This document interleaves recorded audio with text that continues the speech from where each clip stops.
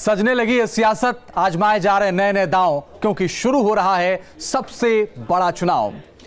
Special 70 का संग्राम में आज हम बात करेंगे उत्तराखंड की किसी एक विधानसभा का सियासी समीकरण। आज हम बात करेंगे बाजपुर विधानसभा की। आइए देखते हैं 2017 के लिए विधानसभा चुनाव को लेकर क्या सोचती है वहां की जनता।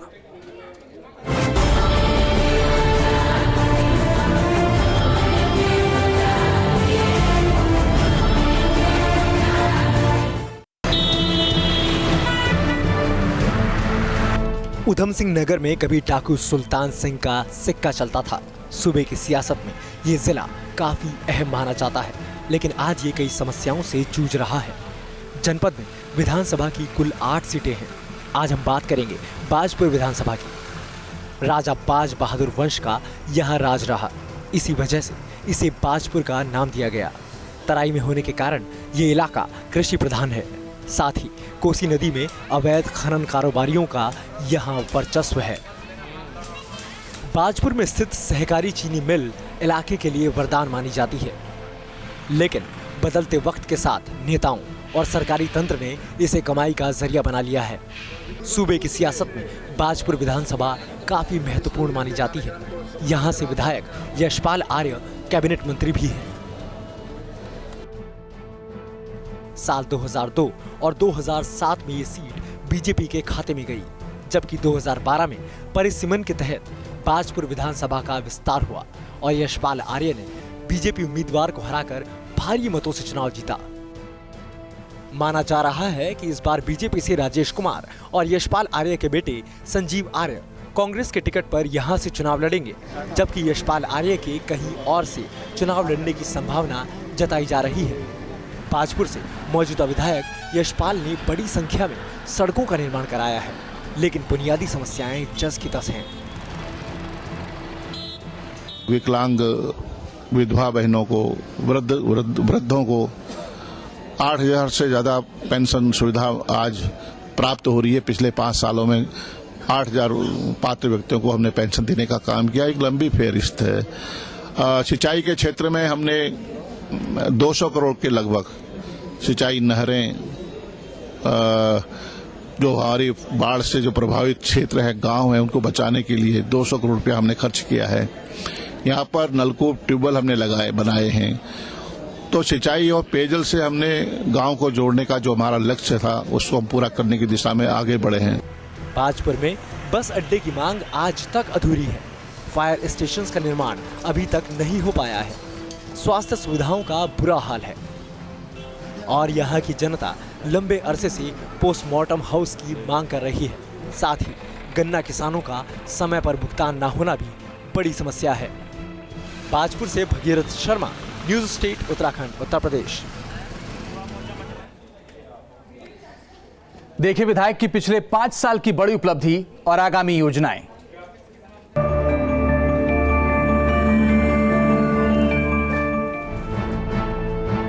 इस कार्यकाल की सबसे बड़ी उपलब्धि। बाजपुर विधानसभा के चंद शब्दों में कह पाना बहुत कठिन सा है, मुश्किल सा है, लेकिन जो बुनियादी सवाल हैं यहाँ के थे, लाइफलाइन, सड़कें लाइफलाइन है, जीवन रेखा कहा जाता है सड़कों को। 400 करोड़ से ऊपर की लागत से हमने पिछले 5 सालों के अंदर सड़कों का निर्माण किया है, गांव से सड़क को जोड़ने का काम किया है। एजुकेशन हमारी जिंदगी का आधार है, शिक्षा जिंदगी का आधार। हमने इसको एजुकेशन हब के रूप में स्थापित किया। यहाँ पर इंजीनियरिंग पॉलिटेक्निक कॉलेज, यहाँ पर नर्सिंग कॉलेज, यहाँ पर मिडवाइफ नर्सिंग कॉलेज, यहाँ पर ITI, बॉयज ITI, कन्या ITI, पॉलिटेक्निक साइंस क्लासेज।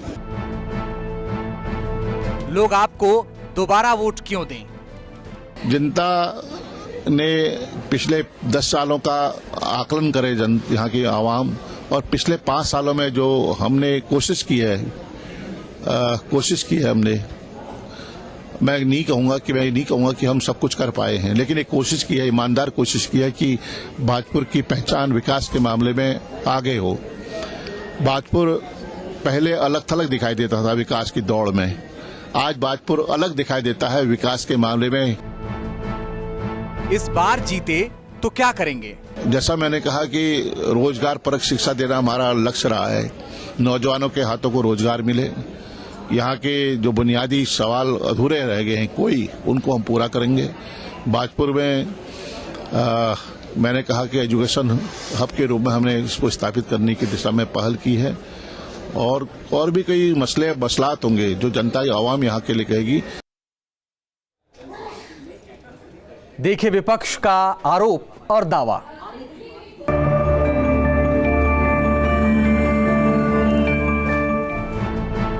इस कार्यकाल में हुए विकास कार्यों को कैसे देखते हैं? आज उनके लोग हर प्रभावी काम में अपनी हिस्सेदारी रखते हैं और मंत्री जी के साथ आपराधिक प्रवृत्ति के लोग जुड़े हुए हैं। जब उन पे कानून का शिकंजा कसता है तो अनेकों बार, दर्जनों बार ये देखने में आया कि मंत्री जी ने ये कह के पल्ला झाड़ दिया कि वो मेरा कार्यकर्ता नहीं है। आप मीडिया के बंधु, आप बेहतर जानते हैं, जो जिले के अंदर दलाली करते हैं, जो जिले के अंदर वसूली कर रहे हैं, और ऐसे लोग जो कोसी नदी का चीरहरण कर रहे हैं, ऐसे दागदार लोग मंत्री के साथ हैं। जनता सबक सिखाने को तैयार बैठी हुई है। जनता आपकी पार्टी को वोट क्यों दे? जो मोदी सरकार का कार्यकाल है 28 महीनों का, स्वर्णिम युग भी लिखा जा रहा है। आज लोगों को वो जन सुविधाएं मिली हैं जो कांग्रेस 65 साल में नहीं दे पाई। और क्या यशपाल आर्य जी ने क्या विकास करा? हर गांव में बहुउद्देशीय शिविर लगे और बहुउद्देशीय शिविर के नाम पे जनता के साथ छला हुआ। आज भी मेरी माताएं बहनें पेंशन के लिए परेशान रहती हैं। मैं क्षेत्र का दिन प्रतिदिन भ्रमण करता हूं। आज समस्याएं की जस की तस बनी हुई हैं। आज उन सड़कों को ये विकास का रोना दिखाना है जिसे एडीबी फेज 3 के तहत भारतीय जनता पार्टी ने स्वीकृत किया था। आपकी पार्टी जीती तो आपकी प्राथमिकता क्या होगी? मैं कोशिश करूंगा कि जमीनी स्तर की जो समस्या है उनका निदान करूं। आज पेयजल की व्यवस्था, मैं बताना चाहता हूं, पेयजल मंत्री होने के बावजूद आज ग्रामीण पेयजल की समस्या से जूझ रहे हैं। मैं अभी जनसंपर्क में था और कल मैं तोताब एरिया में था, वहां पे पेयजल की समस्या आई, और मैं कल महेशपुरा ग्राम सभा में था, वहां पेयजल की समस्या आई। मैं समझ नहीं पा रहा कि जिस विधानसभा का विधायक पेयजल मंत्री और वहां आज भी जनता पेयजल की समस्या से जूझ रही हो। अब देखिए, पब्लिक सब जानती है।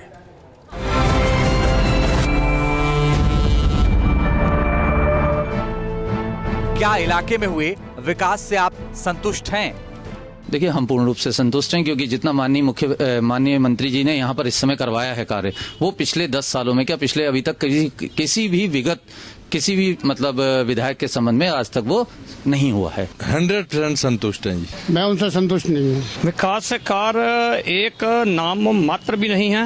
विकास से कार्य के नाम पे जैसे सड़क का विकास हुआ, लेकिन उसके साथ जो गरीबों के मकान और दुकानें सब दब गई हैं, जो सारी जिंदगी में दोबारा नहीं बना सकते हैं। बिल्कुल भी नहीं है। क्या विधायक जी ने अपने सारे वादे पूरे किए?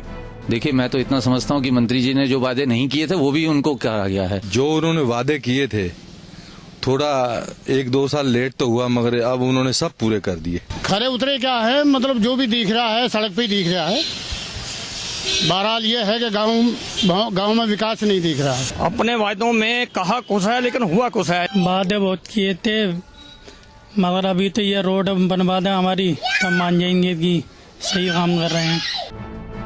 स्थानीय समस्याएं क्या हैं? जैसे रोडवेज बस स्टैंड, बसों का आज तक यहाँ पर से आना जाना नहीं हुआ है। दूसरा, सरकारी अस्पताल पीपी मोड पे दे दिया गया था इनके द्वारा। उसमें एक तो जो ऐसे कोई एक्सीडेंट वगैरह हो जाता है, मेडिकल नहीं हो पाता है, वहाँ पर पोस्टमार्टम हाउस नहीं है, जो कि ये जमीनी समस्याएं सब समय से। देखिए, सबसे बड़ी समस्या यहाँ पर जो चल रही थी वो सड़क की समस्या थी। ठीक है, तहसील का कार्यालय नहीं था यहाँ पर। स्थानीय मूलभूत समस्या सबसे बड़ी तो हमारी ये गन्ने की है। ये फैक्ट्री जो है, इसको दुरुस्त किया जाए, गन्ने का पेमेंट किसानों को मिले और फसलों का भी जो है सही मूल्य मिले। एक तो राशन कार्ड जो है गरीबों के अमीरों के बने हुए हैं और राशन उनको नहीं मिल रहा है। मूलभूत समस्या यह है कि एक व्यक्ति को अगर मेडिकल भी बनवाना पड़ता है तो यहाँ उस चीज के लिए डॉक्टर नहीं है। समस्या बहुत है, इधर पानी नहीं आता, टंकी नहीं आती है, कई बार बोल दिया है टंकी के लिए, कोई यही नहीं। समस्याओं के समाधान के लिए विधायक ने क्या किया? देखिए, विधायक जी के द्वारा ही तो निदान किया गया। ये सारी विधायक निधि होती है। आप ये देखिए, मैं तो सबसे ज्यादा आश्चर्यपूर्वक हो जाता हूं कि अगर आप प्राचीन समय की जितना भी हमारे विधायक जो इस समय माननीय यशपाल आर्या जी हैं, इनसे पहले अगर देखेंगे तो विधायक निधि का पूर्ण रूप से उपयोग ही नहीं किया जाता था। पेमेंट करने का जो है ये लेट हो गया है। इसके लिए कोशिश कर रहे हैं, अब देखो कितना कर पाते हैं। हमें ऐसा लग रहा है कि यशपाल आर्या जी मनुवादी विचारों के हैं, जो कि मतलब जो बड़े बड़े लोगों के लिए ही मतलब वो कार्य कर रहे हैं। इन्होंने 4.5 साल दे दिए हैं और वो तो काम हुआ नहीं, 2.5 महीना और बचता उसके। विधानसभा क्षेत्र में कितना समय देते हैं विधायक? मैं तो रोज उनको यहीं पर ही देखता हूँ सर। विधानसभा क्षेत्र में काफी टाइम देते हैं। जब उधर सत्र में या कहीं देहरादून रहते हैं, उसके बाद लगभग काफी आते हैं। समय तो दूसरे चौथे दिन आते ही रहते हैं। बाजपुर में यहाँ हफ्ते में एक बार आते हैं, बड़ी बड़ी गाड़ियों में जाते हैं और आते हैं, निकल जाते हैं। समय थोड़ा ही देते हैं। विधानसभा में बहुत अधिक समय तो नहीं देते, कभी कभी दिख जाते हैं विधानसभा के अंदर। 5 साल में क्या बदला और क्या नहीं बदला?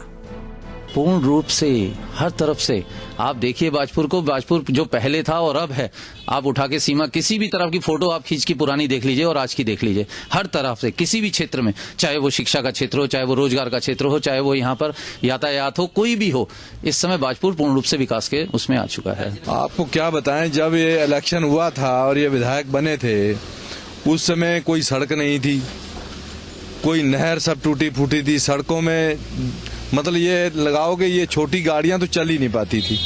मैं जो बदला है वो तो खैर मैं क्या कहूँ, वो तो सभी दिख रहा है, सड़क ही सड़क दिख रही है। बाजपुर की तस्वीर जो है, सड़कें ऊंचे बन गई हैं, गरीब आदमी दुकान और मकानों के लिए परेशान है, लेकिन गरीब आदमी जो एक मूलभूत समस्या है उसके लिए तो बहुत ही दुखी है। बदली तो है, ज्यादा बदलनी चाहिए। और देखिए जनता ने विधायक को कितने नंबर दिए।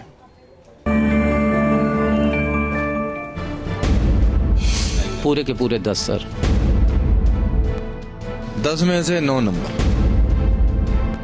इसमें इनको 2 नंबर देंगे। 2 नंबर मैं देना चाहूंगा वाली बात। 10 में से 5 नंबर। 3 नंबर देना चाहूंगा सिर्फ मैं।